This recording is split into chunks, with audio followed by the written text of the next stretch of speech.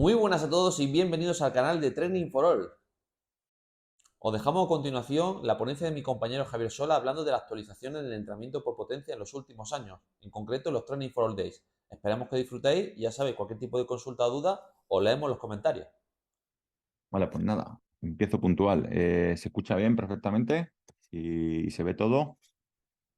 Imagino que sí, ¿no? Nada, pues bienvenidos a todos los que estáis, ¿vale?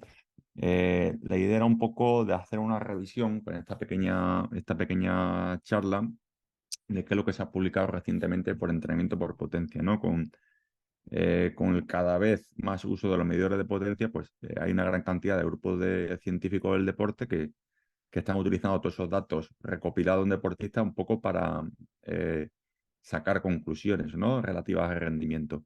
Y la idea un poco es, con el día de hoy, hacer ese repaso a todo aquello que es más relevante a día de hoy, ¿no? Pues, ¿de dónde venimos del uso del medidor? Pues llevan aproximadamente unos 20 años en utilización en el campo del ciclismo. Cada vez es más fácil acceder a un medidor de potencia, sobre todo porque hay cada vez más marcas y el coste va bajando bastante. Y ya muchas bicicletas prácticamente vienen con ese medidor prácticamente de serie, ¿no? Entonces, tradicionalmente se han utilizado para prescribir el entrenamiento de una manera objetiva, porque ya sabéis que la frecuencia cardíaca tiene esas consideraciones como puede ser el estrés, el calor, la humedad, la ansiedad, etcétera. Y por otro lado, para cuantificar la carga externa, aquella que nos da el medidor con todo lo que conlleva a esa carga mecánica, ¿no? Pero recientemente, sobre todo, lo que se está investigando más con estos medidores y todos los datos recopilados es en profundizar todo aquello que es relativo a las demandas del evento, ¿no? Cómo entrenan deportistas de cierto nivel, cómo son las características de distintas pruebas de ruta, de mountain bike, de pista, incluso cómo pueden estar influenciadas por la altitud, por la temperatura. Es decir, el tener acceso a todos esos datos de potencia de muchos años atrás ha dado pie a que nosotros los entrenadores pues, lo utilicemos en cierta medida para ver esas demandas y que los grupos de investigadores pues, utilicen la base de datos de equipos más grupos que se dedican a hacer control con otro grupo para sacar información relativa a ello, ¿no? Y entonces la idea es un poco el ver qué es lo que se está haciendo hoy en día desde el punto de vista científico, ¿no? Al final, pues con ese medidor de potencia, conociendo esa demanda del evento y sabiendo un poco esas métricas de cada deportista, de cuál es su potencia máxima, cuál es su capacidad glucolítica, su FTP, su resistencia a la fatiga o la durabilidad, pues cómo tengo que realizar ese proceso de entrenamiento con idea de hacer el camino lo más recto posible, ¿no? Sé las demandas, sé cómo es mi deportista, pues oye, cómo puedo enfocar ese proceso de la manera más fácil en ese sentido, ¿no? ¿Para qué nos sirve el medidor de potencia desde el punto de vista de rendimiento? Pues tenemos el perfil de potencia clásico que todos conocéis, de valores de 5 segundos, de 1 minuto, de 5 minutos y de 20 minutos, que sirve un poco para sacar esas fortalezas y esas debilidades. Recordad que los 5 segundos se correlacionan muy bien con la potencia máxima o la capacidad neuromuscular del deportista. El minuto se correlaciona muy bien con la capacidad glucolítica. Los 5 minutos con esa potencia asociada al consumo y el FTP, pues esa potencia asociada entre 20 y 30 minutos, ¿no? Eso sería la parte clásica del entrenamiento por potencia que conocemos a día de hoy, sobre todo que tenéis en el libro de Hunter Alley y Andy Cooper, ¿no? Que todos aquellos que estéis comenzando con potencia es altamente recomendable. Ya si nos vamos a una profundización del uso del medidor, podemos diferenciar, por un lado, conocer cómo es el perfil metabólico del deportista y, por otro lado, cómo es su nivel de fuerza, ¿no? Podemos saber cuánto torque es capaz de aplicar el pedal y determinar una curva de torque. De hecho, hay estudios ya que hablan sobre el torque aplicado como el elemento relevante en la producción de potencia a largo plazo en el ciclista. Por otro lado, la capacidad neural del deportista, cuánto soy capaz de mover los pedales a alta velocidad, con respecto a cuántos newtons soy capaz de aplicar, y eso va a determinar mi potencia máxima, y si soy capaz de producir esa potencia máxima porque soy capaz de hacer altas cadencias o porque soy capaz de aplicar a alto torque, o la suma de las dos, que sería lo ideal, aplicó alto torque y aplicó alta cadencia, ¿no?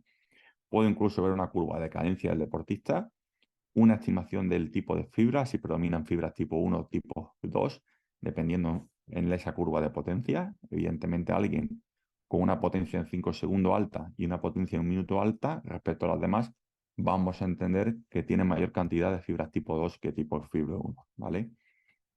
Ver un poco la contribución de las vías energéticas, porque la curva de potencia es un reflejo de esa vía glucolítica y esa vía oxidativa, cuál predomina más sobre la otra. Y luego, pues, la traducción de esas vías viene a ser a cuál es el FTP del deportista, cuál es su capacidad glucolítica y, por otro lado, la relación que existe entre el V2 max y los demás umbrales, el umbral 1, el umbral 2 y luego la resistencia a la fatiga o la durabilidad del deportista. Pues bueno, ya con el medidor podemos saber muchísimas cosas sobre nuestro deportista y qué tenemos que optimizar en base a las demandas de la competición, ¿no? Esa curva de potencia que muchos entrenadores llevamos utilizando bastante tiempo, pues desde el punto de vista de la ciencia, hasta el año 2021, pues Peter Leo, Sprague, Paul Logar, Lowry y Mújica no realizan este paper donde hablan de que el perfil de potencia integrado en la curva, lo que llaman el Power Profiling y la Power Duration Relationships, es una descripción de cuál es la realidad de mi deportista, qué cosas se le dan bien, qué cosas se le dan mal, y al mismo tiempo me permite sacar unos dominios de intensidad. Un dominio moderado que se va a relacionar muy bien con el trabajo de lo que sería la vía oxidativa o su relación con sobre todo el VT1, el ET1. Un dominio pesado, pues, heavy exercise, relacionado con el segundo umbral del deportista o el FTP o como lo queráis llamar. Un dominio severo muy relacionado con la capacidad glucolítica y un dominio extremo muy relacionado con la potencia máxima. Cualquier software como Golden Cheetah o VKO o otros como Intervals o la propia Training Peaks viendo la curva de potencia, pues podemos ver en un rango de tiempo y de potencia qué potencia el deportista es capaz de hacer en cada lapso de tiempo, ¿no? Y luego modelar esa potencia. Es decir, yo puedo interpretar, como veis aquí en esta línea modelada, que el deportista es capaz de hacer esta potencia en este rango de tiempo porque es capaz de hacer esta y esta en estos puntos entre ese. ¿Vale? Asume utilizando todos los datos que utiliza a día de hoy Training Peaks, pues que si este deportista es capaz de hacer en 8 minutos tantos vatios y en 20 segundos tantos vatios, a buen seguro que en este trozo que nunca ha llegado a apretar, sería capaz de hacerlo, ¿no? Por aquí va un poco al día de hoy en esas predicciones de rendimiento de los deportistas. Lo que tenéis que tener en cuenta, en parte, es que esa curva de potencia que vais a encontrar con deportistas que entrenéis o incluso ustedes mismos si autoentrenáis, es un reflejo de lo que has sido capaz de hacer, pero que no refleja en ocasiones lo que realmente eres capaz de hacer. En el sentido de que si yo me dedico solo a rodar y dar paseos, pues esa curva de potencia refleja solo rodar y dar paseos, ¿vale? Ya vais viendo cómo pues, esa curva de potencia o ese modelado de rendimiento se va integrando entre lo que sería la competición. Es decir, alguien que compite habitualmente, pues va produciendo esas actualizaciones o esos récords en la curva de potencia. Y eso hace que prácticamente no sea necesario testar tanto al deportista como podía pasar antaño, que continuamente había que hacer un test para valorar el rendimiento. Entonces, alguien que compite habitualmente, pues, como veis aquí en la imagen, el deportista viene a una competición, ha batido récords entre 1 segundo y 20 segundos, un poco más, casi 30, entre 7 minutos y unos 20 minutos, entre 25 minutos, pues esos esfuerzos máximos se dan en las competiciones, ¿no? Sí es verdad, atendiendo un poco al estudio que hicieron Pallares y colaboradores, que la conclusión que ellos encontraron es que cualquier deportista que por lo general compite durante la temporada de competición, la curva de potencia sí refleja muy bien sus mejores valores de potencia, a excepción de los esfuerzos cortos entre 30 segundos y 1 minuto, porque por lo general rara vez se van a dar, no sé que compitas en pista o compitas en una prueba muy corta, ¿vale? Pero concretamente en ciclismo de carretera, echaban en falta que los esfuerzos en cortos, de 30 a 1 minuto, no se daban en las competiciones. Porque imaginaros una competición de carretera, si te pido que hagas 1 minuto máximo, máximo fresco, prácticamente casi que te tienes que parar, ¿vale? Entonces, en ese sentido, pues ellos recomendaban que cuando se empieza la temporada, que al menos se teste cuál sería ese valor entre 30 segundos y un minuto de manera aislada para saber realmente la capacidad glucolítica del ciclista, ¿no? Aquí tenéis un ejemplo de, por ejemplo, un deportista en cuestión, donde los residuals de la curva de potencia intentan expresar qué puntos probablemente no se corresponden con el modelado. Fijaros que aquí en 1 minuto 45, en 30 segundos, son los puntos más bajos. ¿Qué quiere decir? Que hay una gran diferencia entre la curva de potencia y lo que modela el sistema, como pasa aquí en cuestión, ¿vale?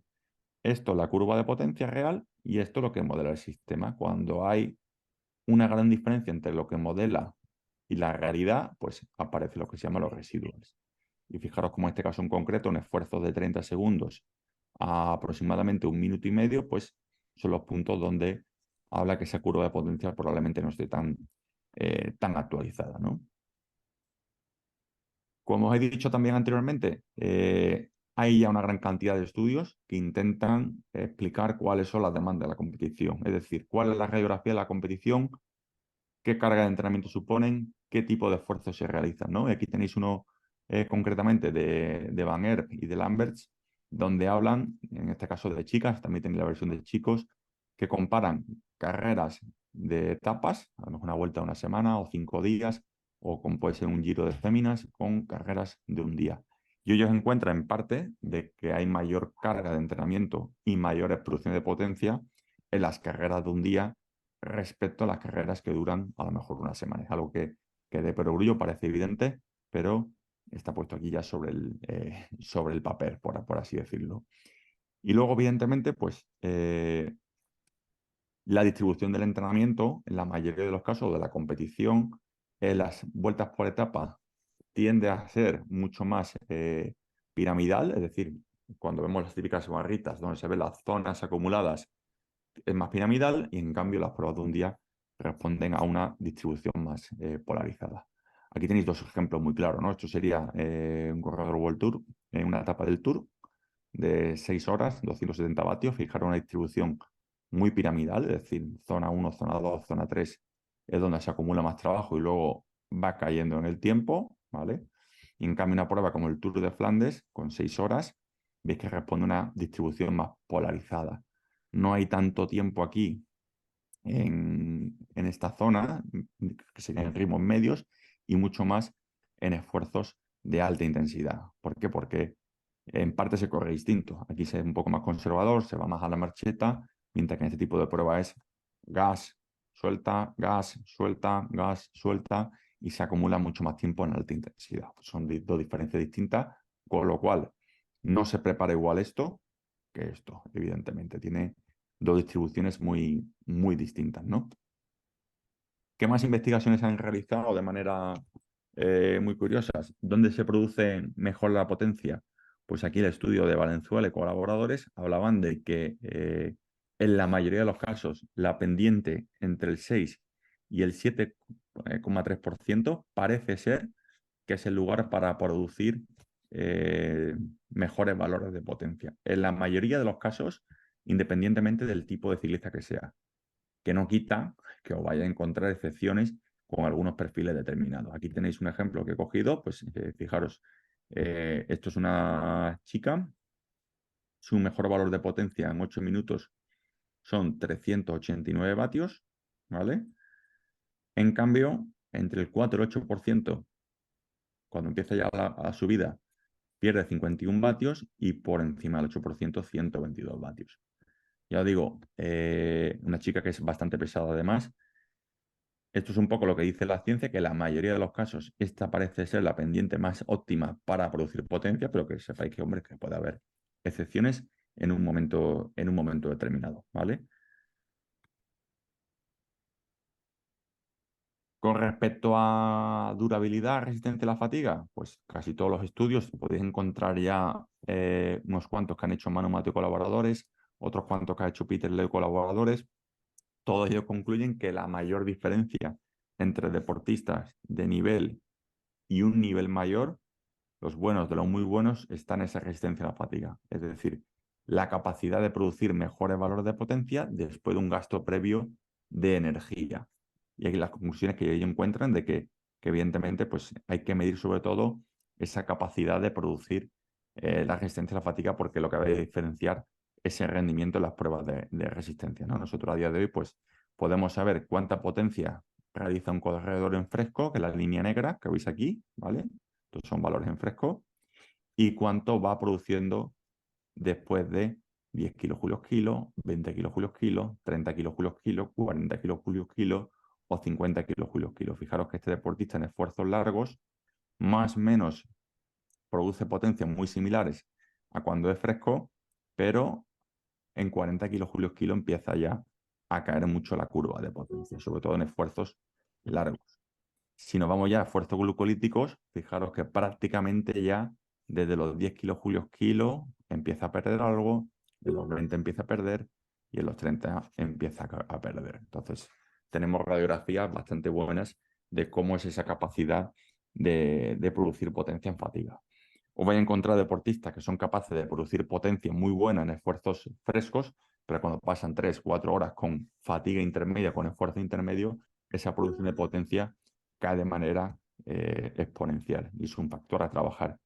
¿Cómo se trabaja ello? Pues desde la nutrición, desde acumular ritmos intermedios en los entrenamientos, realizar intervalos en mitad del entrenamiento y colocar intervalos de alta intensidad al final. Hay muchas maneras de trabajar esa resistencia a la fatiga, pero sobre todo hace falta maduración del atleta. ¿Qué más cosas sabemos? ¿Qué relación podemos encontrar entre producción de potencia y temperatura? Se ha visto que dependiendo de cuánto adaptado estés al calor o al frío, puede provocar pérdidas de producción de potencia. Es decir, deportista que produce 300 vatios a 20 grados, puede ser que con 35 o 40 grados caiga a 50 vatios. Y si además estoy poco adaptado al calor, la pérdida de potencia puede ser aún mayor, ¿no? Aquí la conclusión que ellos encontraron es que la mayoría de los casos entre 10 y menos 25 grados parece ser un buen rango para producir potencia, ¿no? Conclusiones mías propias que encuentro después de ver muchos deportistas, la mayoría de los casos entre 25 y 30 grados, la producción de potencia es óptima para la mayoría de ellos. Cuando se pasan de los 30 grados ya empieza a caer algo y a partir de los 35 grados la caída es prácticamente masiva. Aquí fijaros, este deportista en 10 minutos, 389 entre 0 y 10, entre 11 y 15, 364, 11 y 20, 353, 21 y 25, 358, es decir, más o menos aquí se mantiene un buen rango. De 26 a 30 ya cae a 350 y de 31 a 35 ya empieza a caer muchísimo la potencia, ¿no? Entonces se puede saber un poco cuánto perjudica cada uno el calor o cuánto perjudica el frío y realizar estrategias en el caso que sea necesario para reducir esa pérdida de potencia. La pregunta del millón, ¿cómo entrenar? Si utilizar un sistema piramidal o utilizar un sistema polarizado, vas a encontrar un montón de artículos ya científicos, tanto en ciclismo como en atletismo, de cuáles son las tendencias. Incluso hace un par de años salieron dos grupos que uno hablaron en su artículo de que el entrenamiento polarizado era el mejor para deportistas de resistencia y al día siguiente salió otro artículo, estaba hecho adrede evidentemente por otro grupo, donde hablaban que la distribución piramidal parece ser que es la mejor para el deportista de resistencia, ¿no? Hicieron la publicación un día tras otro con idea de generar ese debate, ¿no?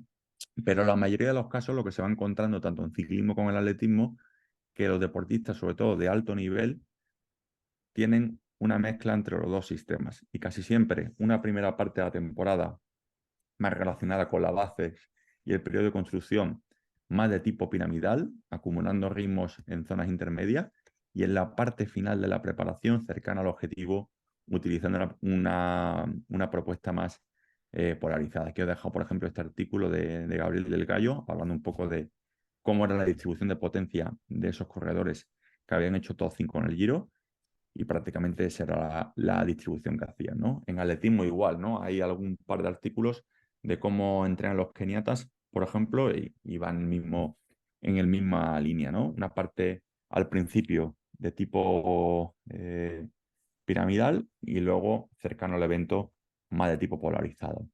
Luego, aparte, yo también de manera personal diría que en función del tipo de deportista que entrenéis y el tipo de competiciones que tiene, pues te interesa más alargar más el periodo polarizado o alargar más el periodo piramidal. A lo mejor un deportista de XCO interesa tener más trabajo polarizado en un momento determinado o un clasicómano y alguien que va a preparar una quebrantahueso, pues interesa más el tipo piramidal.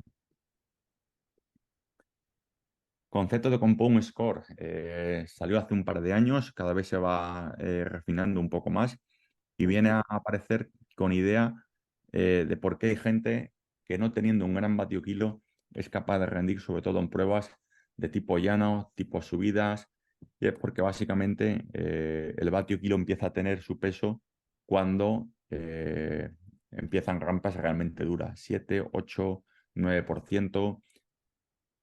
Fijaros gente como Van Aert, gente como Van Der Poel, porque tienen buen rendimiento en ese tipo de pruebas cuando son corredores realmente pesados, ¿no? Pues el concepto de Compound Score lo introdujeron Peter Leo, James Pratt, John y Jerome con idea de multiplicar la potencia en 5 minutos, multiplica el vatio kilo por el vatio absoluto. Es decir, si yo produzco 300 vatios absolutos que equivalen a 6 vatios kilos, 300 por 6 son 1800 puntos. Pues en función de ese baremo de puntos, puedo encontrarme, si estoy en un junior con talento, un top junior, un pro continental, un World Tour o un podium en monumentos. Fijaros, este corredor que tiene 2.700 puntos de compound score, pues lo podemos ubicar justo en un junior con talento. Se entiende la idea, imagino, ¿no? De multiplicar ese valor absoluto de vatios por el vatio kilo con idea de saber cuál sería tu predictor de rendimiento, evidentemente en pruebas tipo llana o con repechos. Si ya nos vamos evidentemente a puertos, pues ahí el vatio kilo puro y duro es el que tiene realmente ese peso, ¿vale? Pero que sepáis que es una métrica muy interesante que se utiliza prácticamente ya en algunos equipos con idea de baremar esos corredores que no son escaladores para ver qué posible predicción de rendimiento puede haber a ello, ¿no? Con respecto a la producción de torque en deportistas de nivel, este estudio que hacen aquí Peter y colaboradores, pues ellos encuentran que la mayoría de los casos los deportistas mantienen su cadencia habitual a lo largo del año y lo que cambia es, por así decirlo, la producción de torque del individuo. Conforme va mejorando, aumenta la producción de torque y la recomendación que hacen estos autores básicamente de que hay que en parte intentar el desarrollo del torque para aumentar el rendimiento, ¿no? Al final, el último estudio que va a publicar la Pallares, el trabajo de torque como tal, no es un trabajo de fuerza, porque no te ayuda a mejorar la fuerza dinámica máxima, pero sí un trabajo que te ayuda a reclutar mayor cantidad de fibras y sobre todo cuando reclutas las fibras tipo 2 realizando baja cadencia y aumentando el torque, pues eso te ayudará a largo plazo a mejorar la producción de cadencia. Fijaros en muchas ocasiones cuando se compite sobre todo en carretera, os vais a encontrar momentos en el que llegas al puerto final y para intentar mantener la potencia aparece la fatiga, baja la cadencia y tiene que subir el torque. Cuando compites en XCO y te encuentras subidas con mucha pendiente, exactamente igual, baja la cadencia y sube el torque. Entonces, realizar ese trabajo prácticamente es fundamental con idea de intentar mejorar esa producción de potencia a largo plazo en el individuo, ¿vale? Aquí tenéis un ejemplo que... Tienes un ejemplo que Sí, sí. ahora... Ah, no sé si quería preguntar algo. Esto es un perfil de torque que hemos realizado a unos cuantos de entrenadores que trabajamos en World Tour con una base de datos para saber un poco cuántos son los torques máximos, tanto en chicos como en chicas, que se producen registrados a día de hoy. Pues fijaros, en un minuto pues hasta 1,45, en 4 minutos hasta 1,35, en 10 minutos 1,20 y en 20 minutos 1,15. Aquí podemos baremar, en este caso en el deportista en cuestión, cuánto torque está desarrollando, ¿vale? Mensaje para llevar a casa. Pues bueno, el medidor de potencia es una herramienta útil para monitorizar el rendimiento, unido además a otras variables, como hemos visto el calor, también podemos ver la altitud, podemos ver además todas las variables relacionadas con producción de fuerza, capacidad metabólica de cada individuo. Sirve además para ver cuál es la característica de nuestro deportista, los puntos fuertes y puntos débiles. Sirve además para hacer una radiografía de los eventos, cómo se distribuye la potencia en esos eventos y cómo se acumulan los tiempos en zona. Y al final, pues con todo lo anterior, nos ayuda un poco a optimizar ese rendimiento. Y por último, ¿cuál es el futuro que vamos a encontrar? Pues que con el Big Data, el Machine Learning, todo esto que tenemos ahí detrás se va a ir alimentando y que a buen seguro pues vamos a conocer mucho más de los deportistas y de nuestro deporte en cuestión. Ya os digo que la mayoría de los equipos a largo plazo están incorporando ese Machine Learning, ese Big Data, con idea de entender todo ello, ¿vale? Así que nada, si tenéis preguntas, dudas y demás, tenemos aquí unos 10 minutos para que preguntéis lo que queráis. Y disculpar con la prisa de hoy, pero estoy aquí en el training camp y voy todo el día rápido. No hay pregunta de nada. Ahora Hola seguro. Javier, ¿cómo estás? ¿Cómo estás? Te habla Carlos de acá de Colombia. ¿Qué tal, Carlos? Bien, profe, tengo una consulta así que he venido como probando hace unos días con los diferentes medidores de potencia. ¿Vos preferís que los medidores de potencia sean por pedal o tenés alguna preferencia con la biela o con la araña? Quisiera como que me No, aclararas no, eso. no tengo ninguna preferencia como tal. Si te diría que a día de ¿Sí? hoy calidad-precio y no me pagan por ello decirlo, es Favero, diría yo. Un Sí, medidor de ¿no? pedales que puedes cambiar de una bici a otro, que te mide la calidad de la pedalada y la medición es bastante buena. Yo diría que a día de hoy casi que es de lo mejorcito que hay. Ok. Pregunta Tomás, ¿dónde se publican las publicaciones y las investigaciones? Bueno, pues encontrar en Google Scholar, pones ahí cycling y te aparece ahí todo prácticamente que quieras mirar.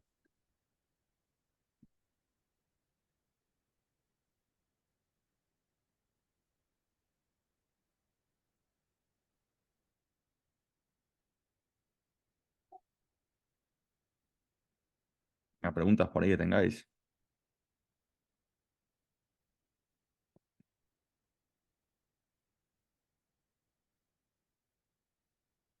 ¿Pregunta a nadie?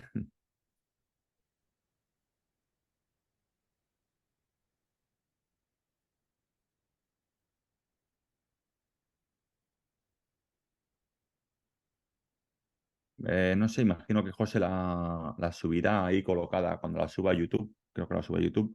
Igual pone un enlace ahí con la presentación, ¿vale? De todas maneras, si alguno las quiere, pues me pone un email y yo se la mando, que no es problema, ¿vale?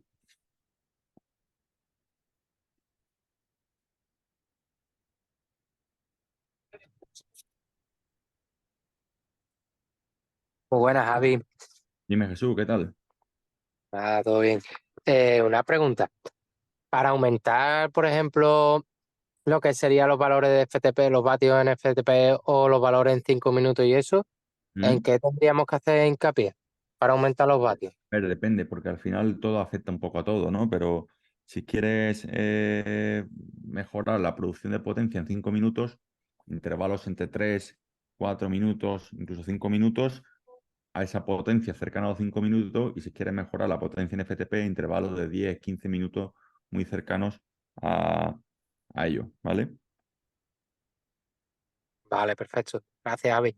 Y, por ejemplo, cuando hacemos series, Mm. ¿qué debemos tener en cuenta? ¿La normalizada o la media? Yo diría la media, ¿vale? La normalizada te la quedas para analizar un entrenamiento que ha sido intenso o para una competición, para eso utilizaría yo normalizada, ¿vale? Vale, estupendo. Muchas gracias, Javi. Bueno, pues eso ha sido todo. Esperamos que os haya gustado muchísimo este vídeo. Recordad que siempre podéis suscribiros, dar a like, activar la campanita para que os avise de todas las notificaciones y en concreto todos los proyectos que hagamos desde la empresa. Ya sabéis que si necesitáis información o cualquier contacto para a cada uno de los servicios que obviamente realicemos en la empresa, nos tenéis aquí abajo. Un abrazo a todos.